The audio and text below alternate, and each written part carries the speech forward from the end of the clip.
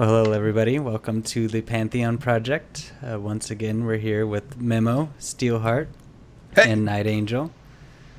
And we're here talking about Pantheon, Rise of the Fallen, and we have another just race chat that we're going to talk about the human this time, the most exciting of all the races. Go humans! Because we know so much about humans. So, humans.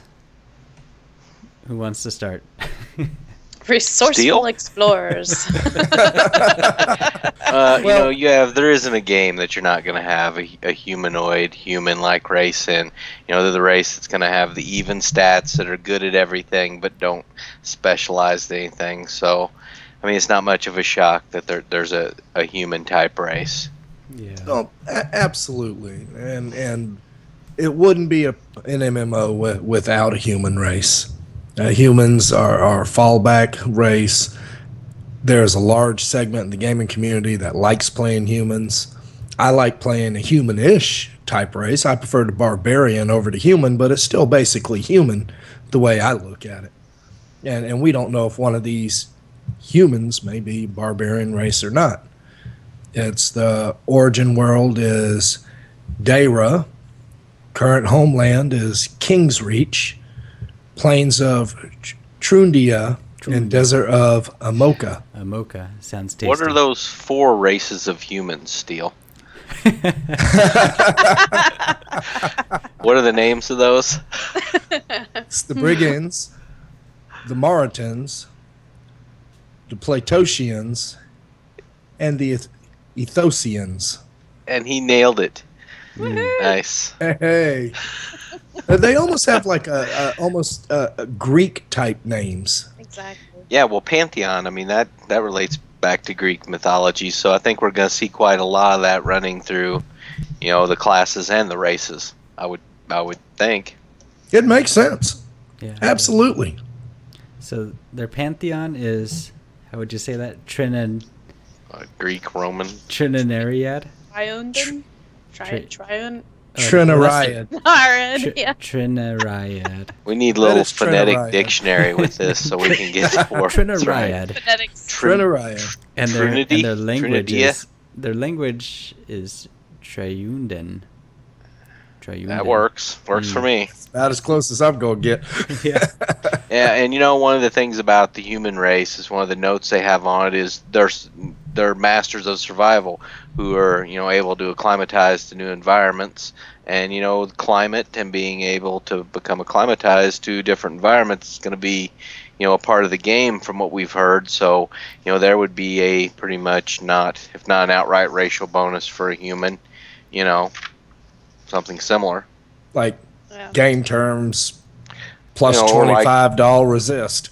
Yeah, well, either that or, they can go from desert to winter and it won't take them long to become, Climatized. Yeah, there you go. Climatized. Steelheart.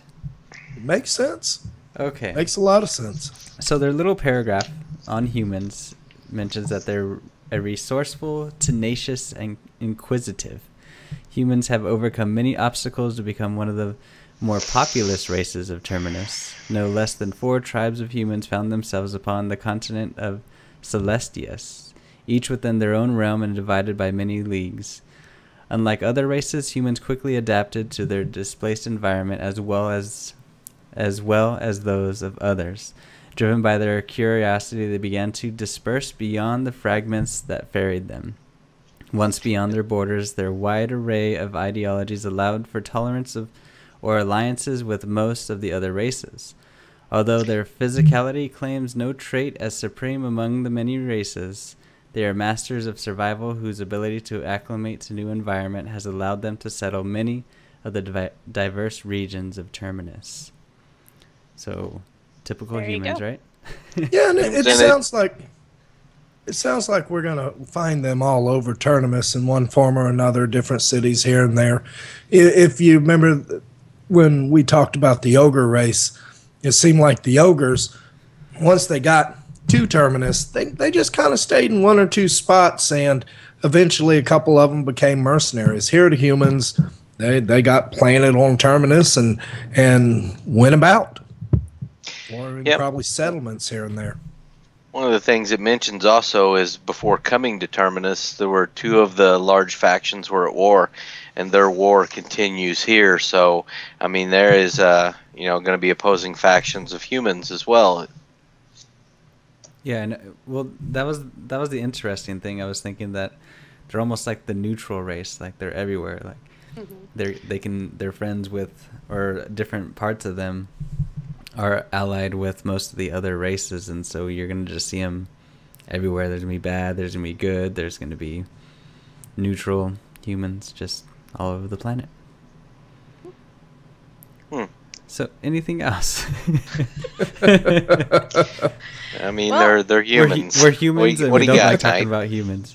Well, you've got we mentioned the war, so there was that war, and then it continued on Terminus. So it was supported also by the divine might of their gods. So it wasn't just the human war; it was a godly war as well.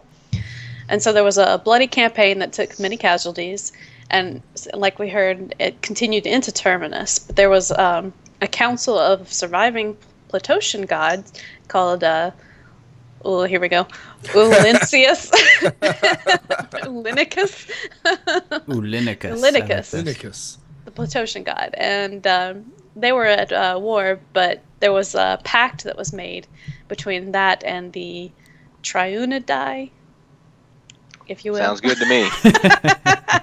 And so that united pantheon became known as Trinariad. Then, so then you had that union, but then there was the opposing god to that union, which was the god of warfare, Orenthal.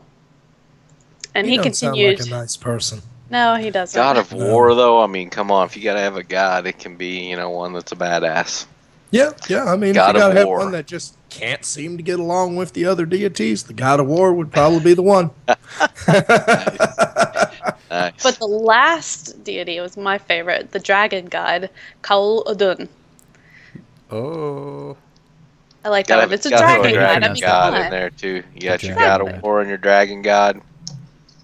Well, the most interesting thing, though, about the Orenthal god, he actually became mortalized. So he was actually thrown out as a god and made a god king. You are not found wanting anymore. Get out. You're fired. You are God King. Yeah, so but he doesn't waste any time. He's still after it, I guess. See, but like after reading all of this, it's like there's gonna be a lot of lore with all the gods, because obviously the name of the game is Pantheon, and so it's gonna be an important part of the game. These gods or these pantheons. And how they're going to play a part which will be interesting too, because we see a lot of that in games, but it's just window dressing. It really has no effect on your storyline, your character arc, or anything. It appears in this game that what gods you side with are going to determine a lot of how your game play style and maybe even what races you go. Well, what do you guys think about the combination of, or the alliances between these four gods? So, Orenthal and Kaul Odun and the Trinariad. Well, it sounds like if there's different kingdoms, that as long as your faction's up with one, you may be welcome in others. But if you side with our little bratty war god there, or former god, then you may not be welcome in the other kingdoms. The original EverQuest was huge on factions. Yeah, if you pissed one off, the other one liked you, and if the other one liked you, the other one didn't. It was that black and white. Yeah, this to me with the gods is, I need more info on that to see if, faction and what god you worship are gonna, how much of an impact they're gonna have on the storyline, because we see so many games these days to where it really doesn't matter what faction you are, what race you are, everybody's just all on the same side.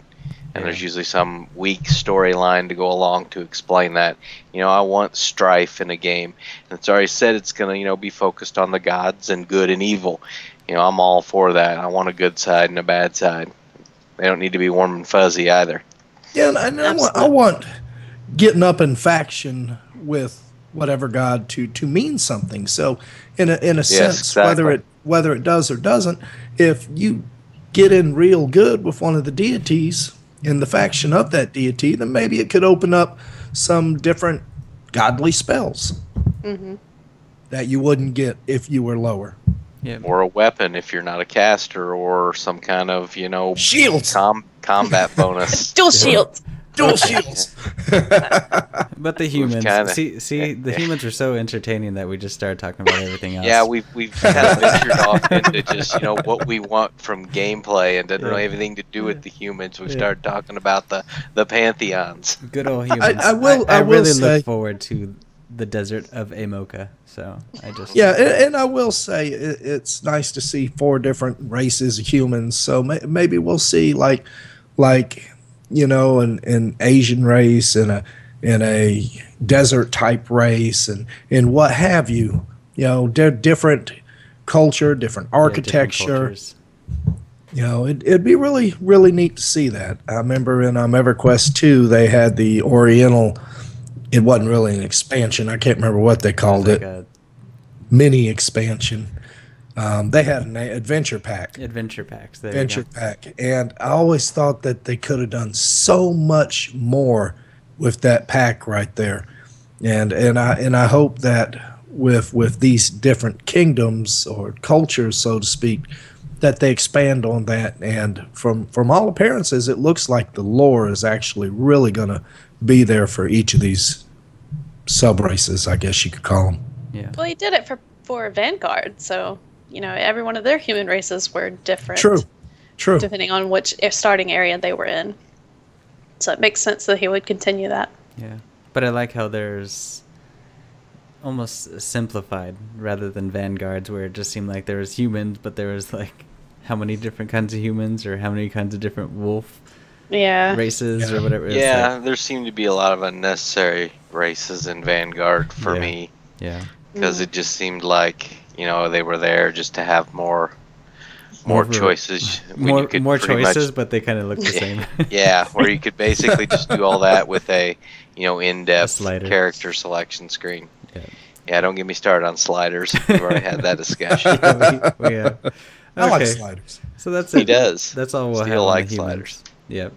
All right. But we'll be back with the dwarves in a few minutes, and make sure to check out all of our other videos on all the different classes and races that have been announced so far for Pantheon Rise of the Fallen, and make sure to go back them. We're almost halfway there, right? Almost We're at, there. 330,000 or so. Nice. So Woohoo! make sure to go to Kickstarter and back Pantheon Rise of the Fallen.